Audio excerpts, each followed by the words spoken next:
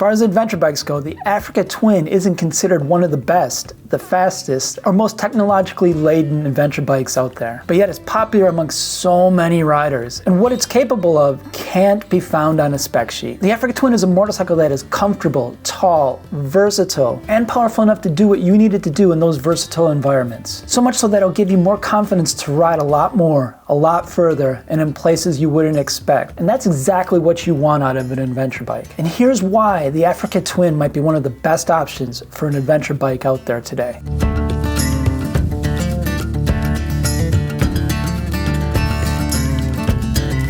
Let's start with touring comfort. I've ridden the Africa Twin on the twisty roads of the Driftless region to logging some long miles, and I've been comfortable anywhere I've ridden it. A ton of riders use it for long distance touring, especially the adventure sports model, and for one good reason: it's comfortable. The Africa Twin feels oddly balanced. At 529 pounds wet and a tank that makes it feel top heavy, you wouldn't expect this bike to feel balanced, but that's just what it is. Once you get on it and go, this bike feels planted. The Africa Twin is powered by a 1084cc parallel twin engine and is putting out about 100 horsepower. And let's be honest, that is low compared to the competition. Despite this, every time I get on the Twin, I'm never wanting more power. When I'm in the twisties, I feel confident. When I'm on the interstate, I feel like I can get up and go. When I need to overtake another vehicle, I have no issues at all. If it's cold, you have options for connecting heated gear. And those heated grips on the Africa Twin fire up fast and they're hot. Put a set of hippo hands on there and you're good to go in even the coldest of weather. Even here in the upper Midwest, where the temperatures can get pretty low, I can extend my riding season out pretty far.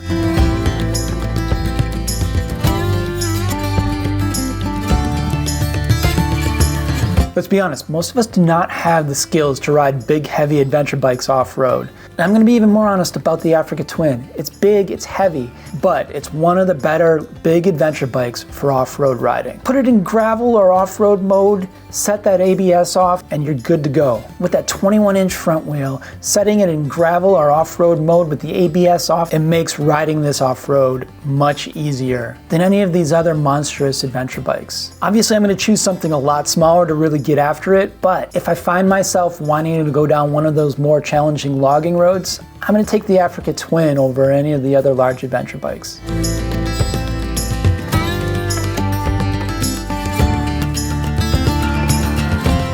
A third reason the Africa Twin is a great option for you as an adventure bike is the technology that's on there, especially when you compare it to the price of the other big adventure bikes. It has 4 riding modes, it has traction control, it has wheelie control, you can adjust the engine braking, you can set both suspension damping and preload. And with the electronic suspension, the system automatically adjusts the damping force depending on the riding conditions and can adjust quickly based on those conditions.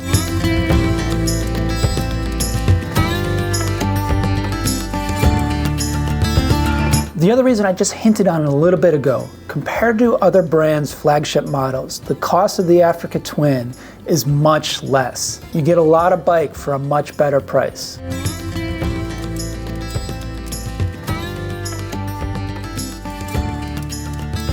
The final reason the Africa Twin would be one of the best options is its reliability. Not only does Honda have a reputation for reliability, mostly because they over-engineer everything, but the parallel twin powering the Africa Twin suggests that it's going to be a very reliable engine. Mostly because, depending on the year, it's about a 10-to-1 compression ratio. Compared to the Pan America with a 13-to-1 compression ratio, or the GS with a 12.5-to-1 compression ratio. These engines produce a lot more power, produce a lot more heat, create much more wear on the engine, and suggest that they're not going to last as long as the reliability of an engine with a 10-to-1 compression ratio. So these are all the reasons I think the Africa Twin would be a great choice for an adventure bike. These are the reasons I chose the Africa Twin, and these are the reasons I'm going to keep my 2021 Adventure Sports for a very long time. Let me know in the comments if I missed any reasons why the Africa Twin is a great choice for an adventure bike. And if I'm wrong about this,